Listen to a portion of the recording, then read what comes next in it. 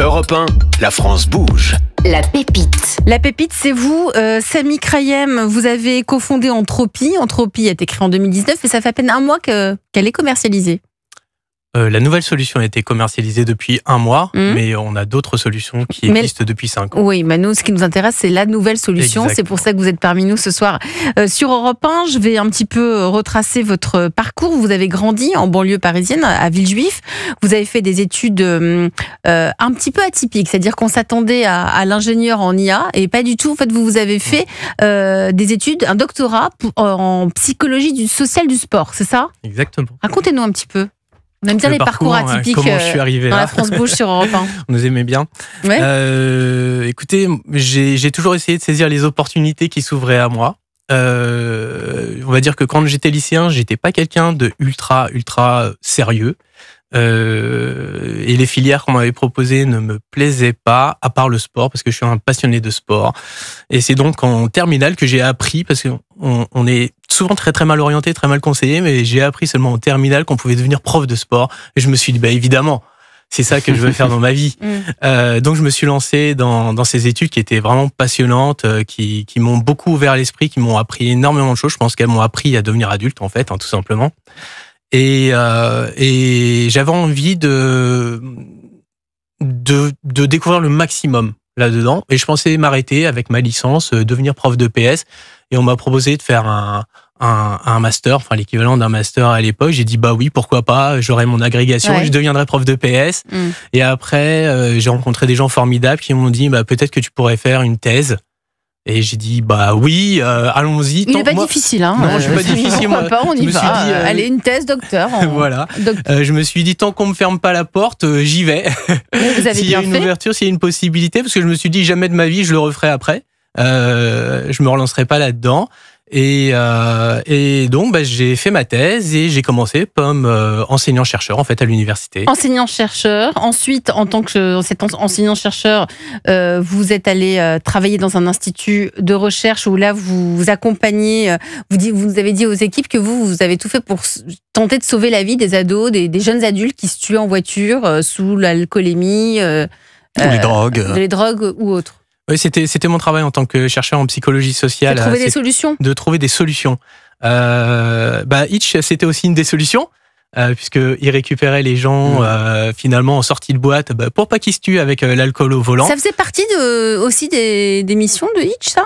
Oui, bien sûr. Il y a des gens qui en ont conscience, qui veulent pas rentrer chez eux, effectivement, alcoolisés ou avec des drogues dans le sang en voiture. Oui, évidemment, mais ça fait partie en 2013 quand Itch est créé. On pense à ça. Bien sûr, oui, c'est pour ça que vous allez aux soirées étudiantes, à la sortie des soirées étudiantes. Les fêtards en sécurité chez eux. Ramener les fêtards. Donc vous, Samy Krayem, vous êtes là-dedans, vous modélisiez des campagnes de sensibilisation, des spots de télévision. Comment vous arrivez à vous dire, mais je vais monter une boîte, et cette boîte, c'est Entropie. On en arrive comment, là? Il s'est passé quelques années entre les deux, quand même. C'est passé il s'est passé que on m'a, en même temps que j'étais chercheur, quand on fait de la recherche en psychologie, finalement, on brasse beaucoup de données. On doit avoir, moi j'avais des centaines de milliers de lycéens sur lesquels j'avais des bases de données sur lesquelles je devais travailler. Et donc, il faut être un petit peu, sérieux sur les statistiques quand on fait cette science-là. Et c'était cette connaissance à la fois de la mobilité, du comportement humain et de la donnée qui m'a ouvert des portes dans un institut de recherche qui s'appelle VDCOM et dans laquelle j'ai monté une équipe de jeunes chercheurs et d'ingénieurs où on modélisait comment les gens se déplacent sur un territoire. D'où est-ce qu'ils partent, où est-ce qu'ils vont, à quelle heure, comment ils le font.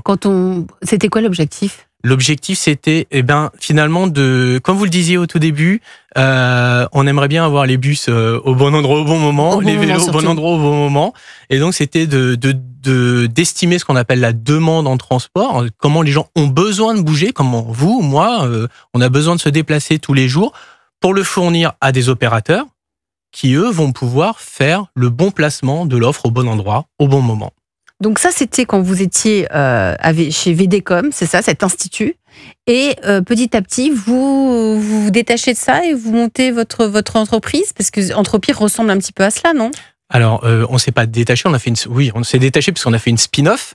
Mais VDCOM est toujours actionnaire de notre entreprise. Donc on a fait. C'est un projet intrapreneurial. Exactement. Ça a démarré comme ça et on est parti avec toute l'équipe de recherche en fait. Les cofondateurs, mes associés, sont l'équipe de recherche qu'on avait montée à l'époque. Voilà. C'est un beau. Et vous êtes personnellement au capital aussi. Enfin, toi, Samy et tes associés, et VDCOM a une partie en fait. Exactement. D'accord. Voilà. Qui est majoritaire, VDCOM ou vous? Non, c'est moi. C'était le chef du projet quand même. C'est lui qui les a tous réunis. Allez, maintenant que vous allez pitcher Anthropy, parce qu'on veut vraiment savoir concrètement quelle est cette solution, vous vous adressez à qui? Aux collectivités? C'est eux? Ce sont les collectivités vos clients? Aux opérateurs. Aux opérateurs. Allez, on vous écoute votre pitch pendant 1 minute. Anthropy, c'est quoi? Et ensuite, on se retrouve. C'est à vous. Alors, Anthropy, aujourd'hui, c'est une solution de prévision de la fréquentation des lieux de mobilité. On utilise tous des systèmes de mobilité. 19 personnes utilisent leur vélo. 19% des gens utilisent leur vélo aujourd'hui au quotidien. Quand vous allez à une station Vélib, par exemple, très souvent, elle est vide. 5 heures par jour, en fait, une station, elle est vide ou pleine. Et les opérateurs de mobilité, aujourd'hui, perdent jusqu'à 40% de la demande, en fait. Parce que il n'y a pas l'offre au bon endroit, au bon moment.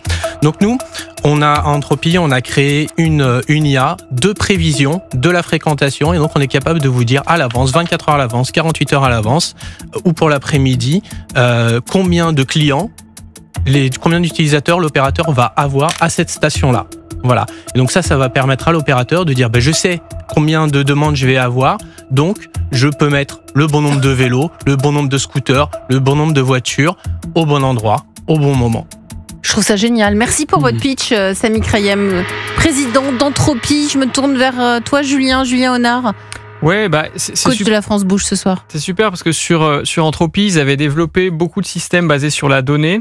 Et là, ils se concentrent sur une activité qui est la prédiction, sur le marché de la mobilité qui en a vraiment besoin. Et ça, en fait, pour développer une entreprise qui fait du produit, toujours important d'avoir ce qu'on appelle un bon go-to-market, c'est-à-dire vraiment un marché de base qui va vous permettre de grossir fortement et pas se disperser sur plein d'activités. Donc, je trouve que c'est super que là, ils aient trouvé cet angle-là et qu'ils poussent à fond dessus. Qu'en pensez-vous, Simon Dabadi, patron de Hitch Europe, ce soir sur Europe 1? Quel regard portez-vous sur la start-up? Super intéressant. Déjà, en tant qu'usager, moi, je suis ravi si on peut améliorer mon quotidien. Et puis, je pense également que les VTC, ça fait partie d'une solution de transport dans un contexte multimodal. Et donc, si tous les autres moyens de transport sont aussi optimisés, c'est tant mieux. Ça nous changerait la vie parce que, Benjamin, on le sait, le trajet, notamment le trajet quand on va au travail, ça a un impact sur toute notre journée. Oui, c'est une enquête IFOP qui montre que ce trajet que l'on fait tous les jours pour se rendre au travail, il est considéré comme une perte de temps pour beaucoup de Français. 45% des Français disent que c'est un motif de retard et 70% des sondés affirment même que le trajet domicile-travail, il pèse dans leur choix de l'entreprise où ils souhaitent postuler. Sûr, complètement. Nous, on le voyait quand on faisait du covoiturage domicile-travail, chez Klaxit. C'était d'ailleurs un des gros arguments de vente, c'était de dire simplifier la manière dont viennent vos salariés au travail. Et plus on a un site mal desservi, qui est loin des transports en commun, plus la solution covoiturage était pertinente. Donc, comme quoi, ça a un impact sur toute la journée. Samy Crayem, vous êtes le président, le cofondateur d'Anthropy. Donc vous, là, aujourd'hui, par exemple, vous travaillez avec des opérateurs. C'est quoi? C'est par exemple la RATP? C'est qui? On a par exemple des partenariats avec JC Deco. Qui organise les vélos dans les grandes villes de France, c'est ça? Exactement, à Lyon, à Toulouse, par exemple. On travaille aussi avec des opérateurs de trottinettes comme TIR. Et donc, en quoi, quand vous dites je travaille avec eux, ça veut dire que donc vous avez un contrat avec eux, c'est un abonnement, j'imagine, c'est ça? Oui, sous forme d'abonnement. Sous forme d'abonnement. Et alors, donc vous leur dites attention, entre 11h et midi et demi, il n'y a pas de trottinette à telle station. Enfin, racontez-nous comment, pour qu'on comprenne bien comment ça fonctionne. Concrètement, on est capable de leur envoyer une information. En fonction eux-mêmes de leur façon dont ils opèrent leur réseau, c'est-à-dire que eux, ils doivent prendre des gens qui vont déplacer les vélos ou les trottinettes ou les voitures aussi. Pour remplir les stations. Pour remplir les stations, pour les vider d'un côté et les remplir de l'autre. Donc, ils ont besoin d'organiser une tournée, si vous voulez. Donc, concrètement, ce qu'on va leur dire, c'est en amont de l'organisation de la tournée, à telle station et à telle station et à telle station, ça va être mal optimisé parce qu'il va vous manquer tant de véhicules, ou là vous en aurez trop. Et en fonction de cet état du réseau dans le futur, on va aussi leur donner les ordres de mission pour la régulation. Donc, à la fin, c'est un scénario qui dit, pour optimiser votre réseau, selon les critères que vous voulez, vous allez prendre des vélos à telle station et vous allez les emmener là-bas. Donc, après, ça devient comme une tournée de colis, si vous voulez. Donc en fait, vous les aidez dans leur logistique, Aussi. si je comprends bien. Julien Honard. Ouais, bah c'est super pour les usagers parce qu'ils vont pouvoir trouver des vélos où ils Donc en ils seront veulent, ou satisfaits. pouvoir se garer. Ouais. Ce seront des usagers heureux. Et oui, et c'est aussi très bien pour l'environnement parce qu'en fait, cette problématique de logistique qu'on appelle le dispatch, c'est quand même des voitures. Alors maintenant, elles sont plus souvent électriques, mais qui vont aller chercher des vélos, les reposer à un autre endroit, etc. Et si c'est mal optimisé, vous avez plein de voitures qui tournent en ville pour rien, quoi.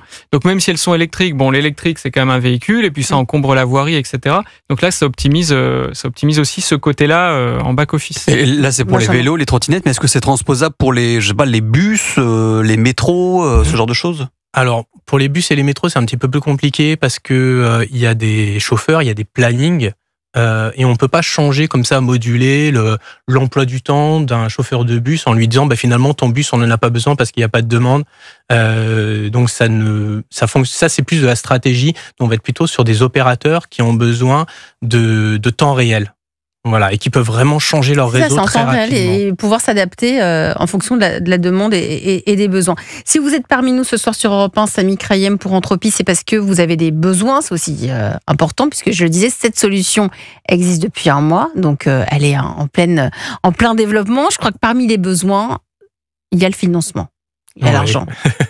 Dites-nous, de quoi vous avez besoin? On est là, nous. Aujourd'hui, on a une plateforme qui se veut le plus international possible. C'est-à-dire, on a vraiment essayé de créer un modèle d'IA qui est le plus scalable et le plus réplicable possible. C'est-à-dire qu'aujourd'hui, si demain vous me demandez de faire la même chose en Chine, aux États-Unis, au Canada, on est prêt tout de suite. Formidable. Voilà. Donc nos besoins de financement, ça va être un fort besoin qu'on anticipe de croissance, parce qu'aujourd'hui, on a déjà des potentiels partenaires, par exemple en Chine, parce qu'ils font beaucoup de vélos aussi en libre service là-bas, et donc on a besoin de se déployer. Donc aujourd'hui, on a besoin de se créer, de se structurer avec une équipe commerciale efficace et technique pour aller. Dont notre ambition, c'est d'aller le plus rapidement possible à l'international. Donc pour se structurer, il faut de l'argent. Oui. Vous avez besoin de combien ? Là, pour commencer, on aimerait bien aller chercher déjà les 2 premiers millions qui nous permettent de faire la première levée. Julien, tu as fait tes calculs ? Ouais, du coup, il faut quelques clients avant pour montrer cette traction et pouvoir lever 2 millions. Je pense que c'est très bien que tu parles tout de suite de l'international parce qu'en fait, je pense qu'il y a un vrai besoin sur la mobilité. Mais en France, quand on a écumé les quelques grandes villes qui ont des vélos en libre service, un petit peu d'autopartage, etc., le marché reste quand même un peu limité. Donc de voir tout de suite international, c'est à mon avis une très bonne idée. Allez, la suite dans un instant, les conseils de Julien Honard. Après, on va aussi découvrir l'histoire du Solex. Ça aussi, c'est un vrai symbole de cette ingéniosité française en matière de deux roues avec Benjamin Lavec. Mais d'abord, on va écouter Fantasy, Earth, Wind and Fire sur Europe. Europe 1, la France bouge. 21h, 22h. Elisabeth Assayag. Dans Paris, à vélo, on dépasse les autos. À vélo, dans Paris, on dépasse les taxis. Dans Paris, à vélo. Ça n'a pas trop vieilli, Benjamin, Jodassin. Les goûts musicaux de Christophe Pierrot sont à discuter parfois. À vélo dans Paris, mais oui, parce que ce soir, elle bouge, cette France sur Europe 1. On est ensemble jusqu'à 22h. On parle de transport de personnes avec l'entreprise française Hitch, une entreprise qui a 12 ans. Nous sommes avec son patron, Simon Dabadi, avec la start-up Entropie, toute jeune entreprise. Enfin, elle a 5 ans, mais la solution pour laquelle elle vient ce soir a à peine 1 mois. Cette solution permet de gagner du temps, de l'espace pour les collectivités, de nous rendre beaucoup plus heureux, nous usagers, parce que c'est trouver son vélo sur une station de Vélib ou encore quoi d'autre d'ailleurs, Simon Crayem. Quoi d'autre à part le vélo, la trottinette? On travaille aussi avec les voitures en libre service. Les voitures en libre service. À Milan notamment. On peut travailler avec des véhicules autonomes également. Ça arrivera plus tard. On a déjà des partenariats avec des développeurs de véhicules autonomes qui ont aussi besoin d'envoyer les voitures au bon endroit, au bon moment pour trouver le client. Pour qu'ils soient au bon endroit, au bon moment. Alors comment on fait, Julien Honard, le coach de ce soir de la France Bouge? C'est ton domaine en plus de prédilection puisque tu as fondé Klaxit qui a été racheté ensuite par Blablacar. Comment aider Samy pour lever des fonds? Là, je crois que le plus gros enjeu, c'est d'avoir des premiers clients qui sont intéressants en gros et qui vont montrer une belle croissance future pour convaincre des investisseurs. Et donc notamment tu cherches à structurer l'équipe commerciale. Donc la question là, au stade de Samy, c'est qui en plus du patron pour vendre. Alors j'ai un petit conseil là-dessus. Allez, parce on y va pour le conseil. Ton marché est un marché à évangéliser, c'est-à-dire que la solution est nouvelle, il y en existe pas forcément d'autres comparables. Et donc il faut aller convaincre les clients que cette nouvelle solution va pouvoir leur apporter beaucoup. Moi j'aurais tendance à recruter un commercial, un directeur commercial qui est un junior mais qui a déjà une expérience 3-5 ans, une grosse expérience de vente réussie. Vous avez quelqu'un en tête? T'as quelqu'un en tête? Parce que là on a l'impression que tu as déjà le portrait robot. Alors j'ai un portrait robot, je peux avoir éventuellement quelques noms. Ah mais pourquoi pas? Mais il faut vraiment quelqu'un qui pas un directeur commercial qui gère des ventes, quelqu'un qui va vraiment vendre. Parce qu'en fait, quand le marché il est tout neuf, on se prend plein de portes dans la figure. Il faut réinventer le discours tout le temps. Et donc, il faut quelqu'un qui est hands-on, quoi, les mains dans le cambouis et qui a un petit peu faim. Donc, première expérience, 3-5 ans, une première expérience de management d'équipe. Comme ça, après, dans quelques années, il peut grossir et être un directeur commercial avec une grosse équipe. Mais je pense que l'enjeu, il est commercial et il est finalement qui d'autre que toi pour vendre. Ça vous inspire, Samy? Il y a un silence. Je partage. Non, j'écoutais d'accord. de façon très rigoureuse là. Et non, mais je partage à 100%. Effectivement, c'est aussi toujours le challenge de trouver la bonne personne effectivement c'est souvent son projet, son projet. C'est souvent moi qui aujourd'hui fait la partie commerciale avec un de mes associés qui m'aide beaucoup aussi. Et donc c'est ce premier pas de laisser aussi la partie commerciale à quelqu'un d'autre, de lui faire confiance, de lui dire voilà les clés. Vas-y maintenant, c'est aussi tout un symbole pour une entreprise, je pense, dans son évolution. C'est la clé pour grandir. Et c'est d'ailleurs ce qu'on a fait, nous, exactement avec Klaxit et qui a très bien marché. Ah, donc voilà. En plus, l'expérience a été validée et approuvée par l'expérience de Julien Honard pour Klaxit.